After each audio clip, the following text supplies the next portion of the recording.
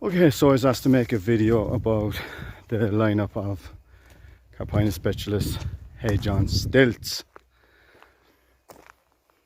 Okay, what I have is 14 trees, roughly 32, 33, 34 inches apart. All the same variety, same growth habits. So it's very simple. It's all down to confidence, doing it step by step. You go to your tree nursery. Skip your garden centre, you won't get the size tree you want. They're geared up for fitting trees into the back of cars. You want much bigger than that. You want them delivered. My case, 14 trees.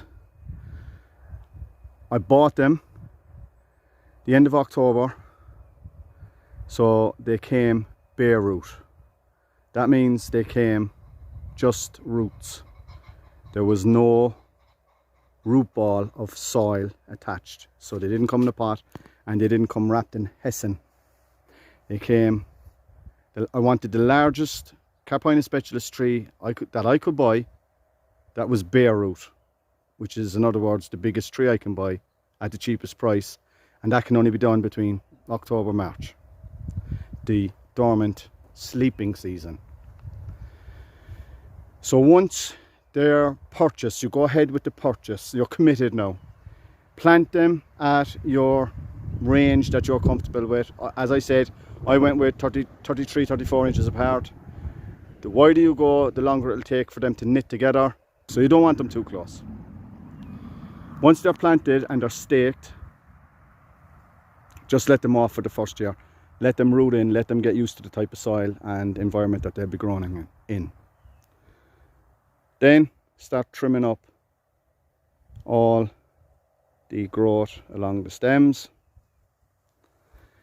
and if they come already looking like that, you'll pay a bit more because there was more work put into them to have them look like that. Then all you're concentrating on then is the end of the stem and the start of the canopy. Okay, so you look for a lineup along your trees of where there is plenty of branching that you can create that line. Don't worry about the top, that comes after, and then just begin from there. So trim away everything up to that point. Once you do that, let the trees grow for 2 years. Don't touch them. Let them do what they want to do. Let them grow as they want to grow. After the second growing season, get your trimmers and trim back the front and the rear, the back, and of course the sides. Right? There we go, down here. After another year or so, you will get to your desired height for 6 foot of stem and 5 foot of canopy. As for the depth of the tree formation, that's not about 3 foot at the moment, and I'm not too interested in going any wider at this moment. So it's very simple. You do it step by step. Every single year, once you start trimming, so on the 3rd year, run your saw blade down right between the center of each tree. And what you're doing is you're separating each tree with the width of a blade. And the reason you do that is because you don't want a branch from this one growing silently along over here and a branch from this side going silently up here and stopping here. Because the more long branches you have, the less leaves you have. By trimming the front, the back, the sides, the top, and in between each one, what you're doing is you're creating a ramification of twigging, which causes leaf structure, and you'll have that dense canopy then and that new green fresh all together look that you want.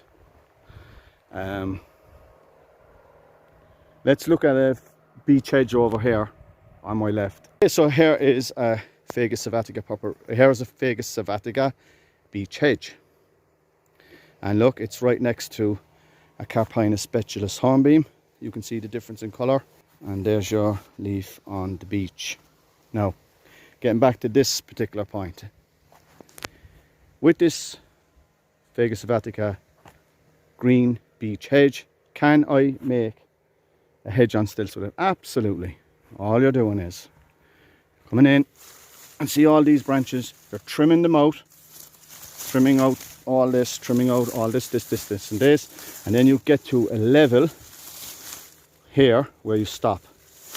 So all that leaf canopy, cut it out, and you just keep the center stem. And then on top you have your hedge on stilts. Should you do it with a hedge? Well, it depends, because a lot of hedge stems are very twisted and gnarly. So that's why you better off buying young trees with a straight stem that has been trained up a bamboo. There's a good chance that if I dig deep into these stems, you will find that they're probably, well, that one is actually straight. That one there now is a bit twisted. So that's the difference. So if you go to a tree nursery, you'll be looking at trees like this, which doesn't resemble what you're looking for. Trim off all these to the desired height. Allow the tree to grow into the next one, and then start trimming. You might go to a tree nursery and it might look like that, and that's fine. That's exactly what you want. And once it gets like that, start trimming it.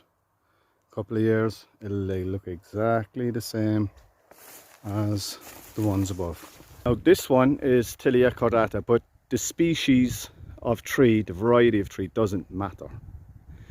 This one is on a frame.